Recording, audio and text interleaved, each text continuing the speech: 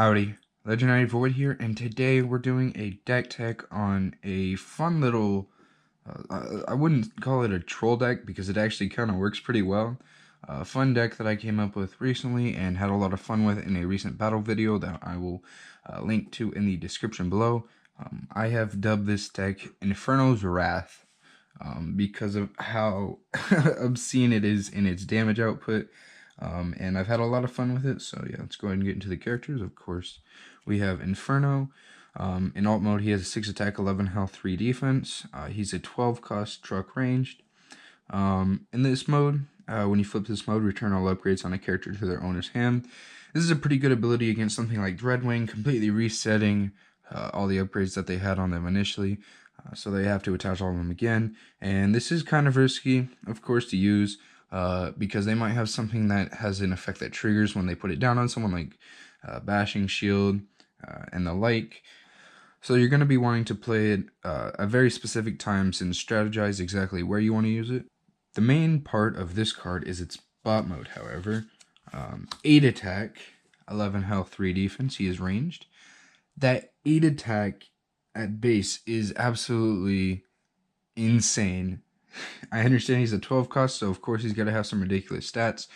But golly gee, 8 attack, that's absolutely insane. The only thing that's topped it so far naturally in the game is Optimus Maximus. But then again, yeah, he is a 6-piece combiner, so of course he's got to do something like that.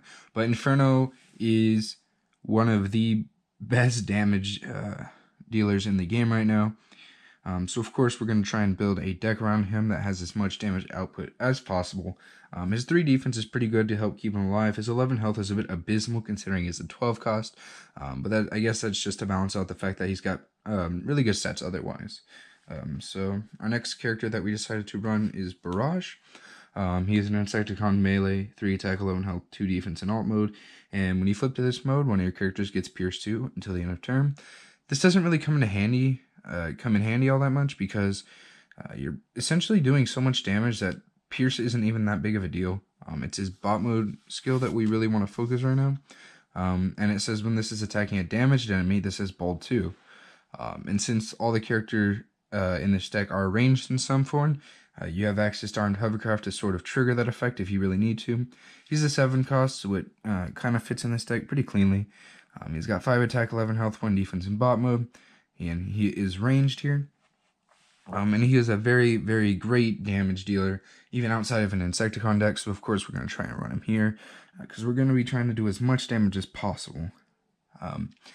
But altogether, these guys equal 19 stars. So, I was trying to find a good damage dealer that was 6 stars or less. And I ended up coming down to this sort of weird decision in Red Alert. I couldn't really find a really good 6 cost damage dealer other than like Prowl, but Prowl's not really good unless you're running other cars, and of course that's not going to really do you much good if he's the only car. So we're going to try out Red Alert, who comes in the starter kit with the Optimus Prime Bumblebee, that kind of thing. He is a car ranged in alt mode, 3 attack, 10 health, 2 defense, 6 cost. And in bot mode, here's where all the juicy stuff happens. 5 attack, 10 health, 0 defense.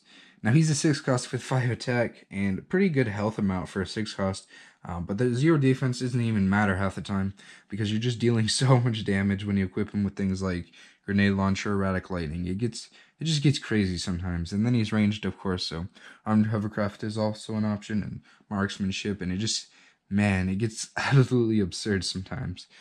But yeah, here's my character list. Let's go ahead and get into the actions.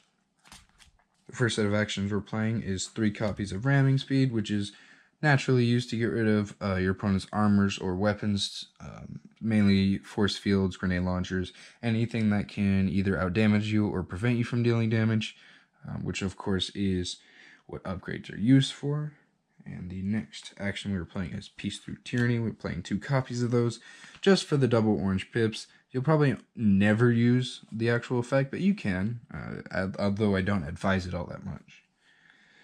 Next action is 2 copies of Reckless Charge. One of your characters gets +4 attack until the end of turn. At the end of turn, deal 3 damage to it. It's a pretty decent card, I'd say. It's got that orange pip on it. And it's definitely, I definitely wouldn't recommend playing this on Inferno because of how low health he has. But you could definitely play it on Red Alert or Barrage if you're definitely looking for that extra amount of damage to go ahead and finish off someone. But the 3 damage it deals to you isn't all that great, which is why I don't recommend playing it on Inferno. But Red Alert and Barrage, definitely okay. That's why we're running 2 copies of it. We also play 1 copy of Marksmanship. If you have a ranged character on the battlefield, deal 2 damage to an enemy in bot mode. It's a blue pip, which is why we're only running 1. We don't want to prevent damage too much, of course. And since everybody's ranged, there's definitely utility in playing this card because it deals more damage to help you KO people.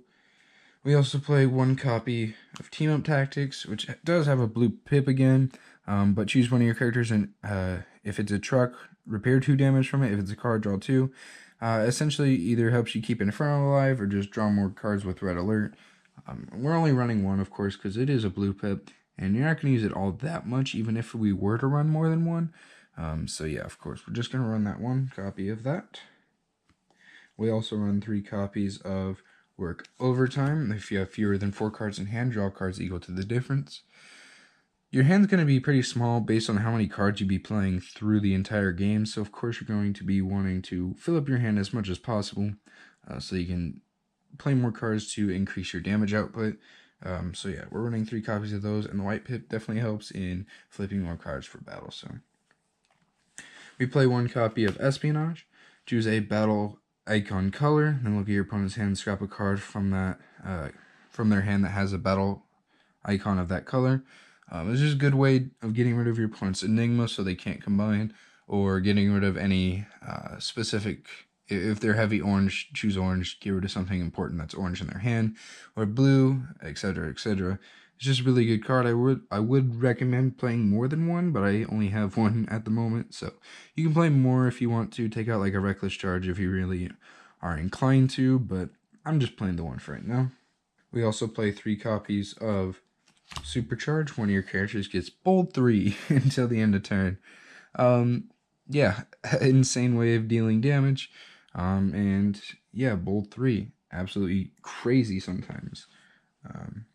Yeah. Next card we're playing is 1 copy of Steamroll. This is usually going to be played on Inferno because of his absurd 8 base attack. So usually if you're able to kill someone with him, you're going to have some leftover damage because he's going to have like 11-12 attack by the end of it. So of course you're going to be wanting to move that extra damage to someone else and possibly KO them, which is just brilliant to begin with. But we're only running 1 because it has no pip. So of course it'll kind of stop you from dealing more damage, which is why just 1 is really necessary. And the last action we're playing is 2 copies of Treasure Hunt. Scrap the top 4 cards of your deck, put all upgrades, scrap this way into your hand. Great way of grabbing grenade launchers, force fields, anything to just deal a lot more damage or keep your guys alive. Fantastic in almost any deck that has either not a lot of upgrades or just relies on them very, very much. So of course you're going to try and play that. And we have 2 copies of that. Plus the orange pip definitely helps. And yeah, let's get on to the weapons. First weapon we're playing, of course, is 3 copies of Grenade Launcher, plus 4 attack. And then after you've attacked, scrap this card. A broken way of just dealing damage. Put it on Inferno, he's got base 12 attack. Golly gee, it gets crazy sometimes. And more attack, of course, we're going to play 2 copies of Erratic Lightning. Mainly going to be played on Red Alert because he'll have 0 defense. You can play it on Barrage as well because his defense doesn't matter too much, seeing as it's already 1 in his bot mode. But you'll probably not want to play it on Inferno unless you absolutely have to get a critical KO. Because you don't want him to, die early on in the game because of low defense. Because he doesn't exactly have the biggest health in the world. So yeah, probably just going to play on Red Alert and Barrage, which is why we only run 2 of those. We also run 2 copies of Armed Hovercraft. When you put this on the range character, deal 1 damage to each enemy. Great way of triggering Barrage's effect, seeing as he needs damage on characters to have Bolt 2. So of course you're going to try and play this as early in the game as you can. We're only running 2 because, again, it is a blue pip, so you don't really need to run a 3rd one if it's going to hinder you from dealing more damage. We also run 1 copy of Enforcement Batons. When you put this on a character, scrap an enemy weapon. It's got a orange and green pip plus 1 attack. Usually just get rid of your opponent's weapons that are dealing a lot of damage to you because, again, this isn't a defensive deck, so of course you're going to try and stay alive for as long as possible with the cards you've been dealt. And this is just one way to prevent your opponent from using things like Erratic Lightning against you or Flamethrowers. Speaking of Flamethrower, we play 1 copy of that because Bolt 2 is really good. And then we play 1 copy of Power Punch because, again, Bolt is really good. Bolt 3, scrap it after you attack. And the last weapon we play is 1 copy of Mining Pick. Again, I'm not exactly convinced this card is good. That's why I'm only playing 1, just on the off chance it actually does become useful somehow. But yeah, that's all of the weapons. Let's get into the armors. First armor we play, of course, is 3 copies of Improvised Shield, purely for the double orange pip. You can definitely play it for the tough one, seeing as there's a couple blues in the deck, but usually not going to hit it unless you're really lucky. But yeah, it's not exactly the most useful thing in the world for its effect, just the double orange. And then we play 2 copies of Bashing Shield. When you put this on a character, scrap an enemy armor. Great way of getting rid of your opponent's force field so you can deal even more damage. And then you're not hindered in any way, shape, or form by that. But yeah, we're playing 2 copies of those just because it's got the green pip and it's easily accessible through flipping battle cards. So, of course, we're going to try and play that. And then we play 3 copies of Force Field because, again, this isn't a defensive deck. So you're going to try and keep your guys alive as long as possible.